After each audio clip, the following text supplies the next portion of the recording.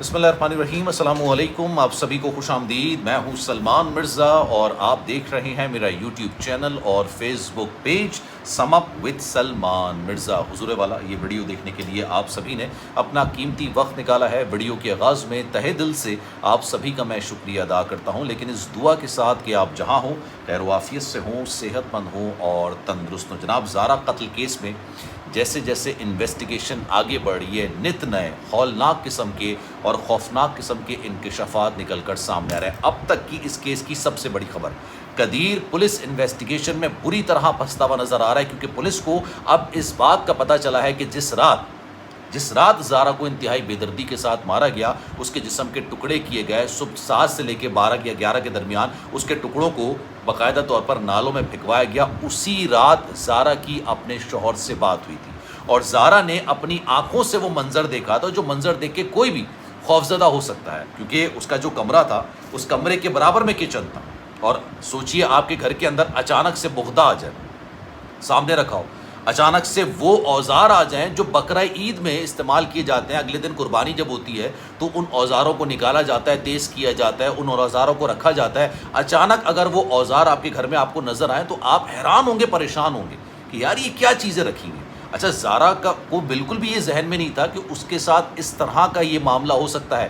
اس کو یہ لگا کہ اس کی جو ساس ہیں وہ ایک بار پھر سے جادو ٹونا میں لگ رہی ہیں، کیونکہ آپ ان کے محلے میں جائیں، جب آپ ان کے محلے میں جائیں گے نا، آپ ان سے پوچھیں گے سغرا بی بی یہ کس نیچر کی عورت ہے، کس طرح کی عورت ہے، تو کہیں گے کہ یار یہ تو ہڈیوں پر کالا جادو کرتی ہے، یہ اتنی خوفناک اور خطرناک عورت ہے۔ تو زارا کو لگا کہ یہ جو یاسمین اور سغرا گھر کے اندر نظر آ رہی ہیں اور ان کا رویہ اس کے ساتھ صحیح نہیں ہے، تو اس نے باقاعدہ طور پر قدیر کو فون کر کے بولا کہ مجھے گھبراہٹ محسوس ہو رہی ہے، مجھے بے چینی محسوس ہو رہی ہے، مجھے ایسا لگ رہا ہے کہ یار کسائی خانے میں آ گئی ہوں اور میں اپنے گھر جانا چاہتی ہوں۔ تو قدیر نے اس کو منع کر دیا کہ نہیں یار، تم خامخواہ میں تم جنا ڈبل مائنڈڈ ہو رہی ہو، تم جنا خامخواہ میں خوف زدہ ہو رہی ہو، تم زیادہ سوچ رہی ہو، ایسا کچھ بھی نہیں ہے، ایسی چیزیں رکھی ہوئی ہوں گی۔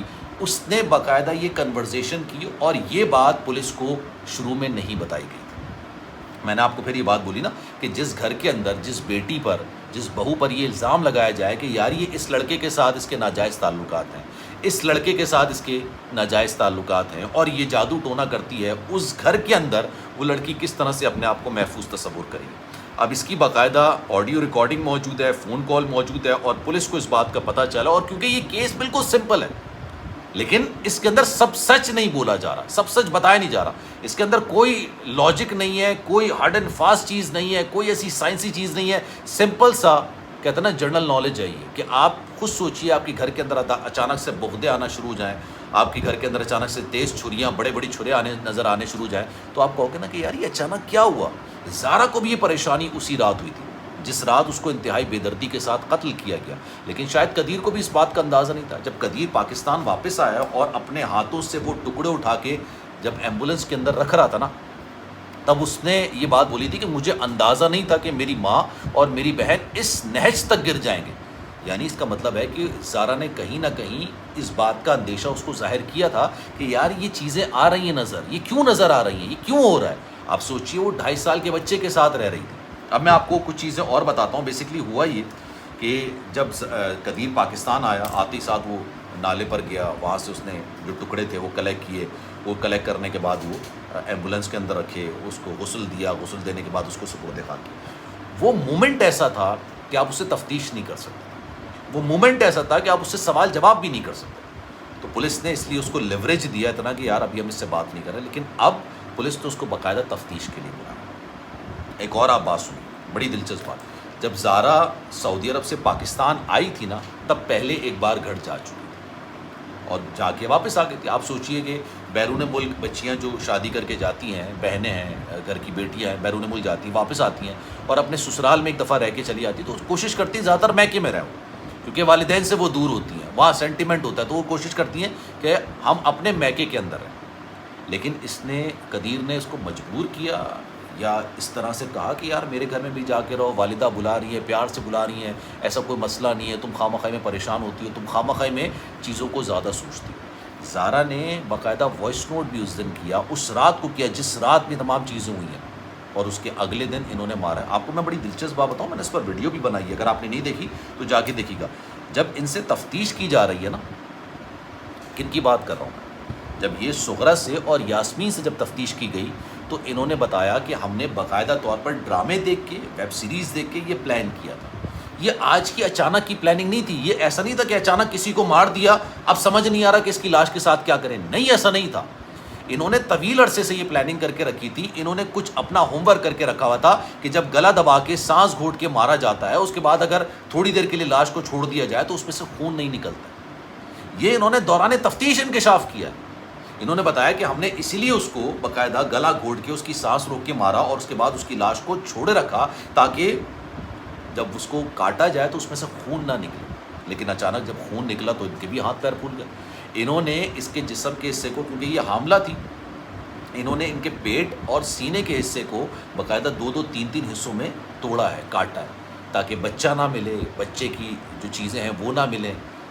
یار یہ بڑا سفاکیت والا معاملہ ہے. یہ بڑا خوفناک قسم کا معاملہ ہے. اب پولیس نے قدیر کو بلایا ہے. قدیر سے کچھ سوالات انہوں نے یہ کرنے تھے کہ گھر کے اندر جب آپ کو پتا تھا کہ آپ کی والدہ، آپ کی جو بہن ہے اس نیچر کی ہیں، آپ کی والدہ اس نیچر کی ہیں، آپ کی بہن اس نیچر کی ہیں، تو پھر آپ نے اپنی بیوی کو گھر جانے کی اجازت کیوں دی؟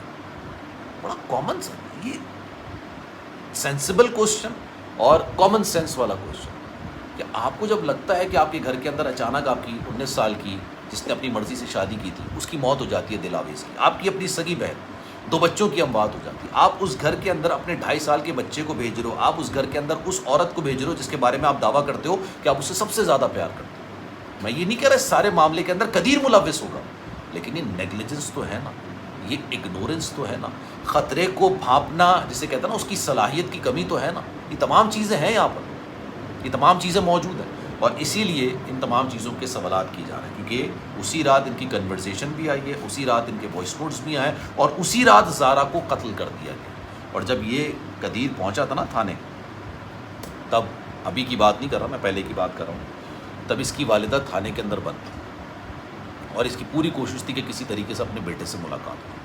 ابھی تک جہاں پتہ چلا ہے کہ قدیر کے سینٹیمنٹس اپنی بہن کے حوالے سے بڑے خطرناک ہیں، لیکن اپنی ماں کے بارے میں اتنے زیادہ خطرناک سینٹیمنٹس نہیں ہیں. اس کو ابھی بھی یہ لگتا ہے کہ شاید اس کی ماں کو استعمال کیا گیا ہے یاسمین کی جانب سے، کیونکہ یاسمین یہ چاہتی تھی کہ میرے بھائی کی علیحدگی ہو جائے اور میرے بھائی جو ہے وہ اس سے شادی کر لے جس کو میں نے پسند کیا، میرے سسرال کی لڑکی کے ساتھ شادی. ابھی یہ بھی بتایا جا رہا ہے کہ اس کا پولیگراف ٹیسٹ کیا جائے گا. پولیگراف ٹیسٹ جو جھوٹ پکڑنے کی مشین ہوتی ہے، سچ اور جھوٹ جاننے کی ہوتی ہے، لیکن اس کے لیے غالباً شاید آپ کے پاس سفیشینٹ ایویڈنس اور کورٹ آرڈرز ہونا لازمی ہو جائے.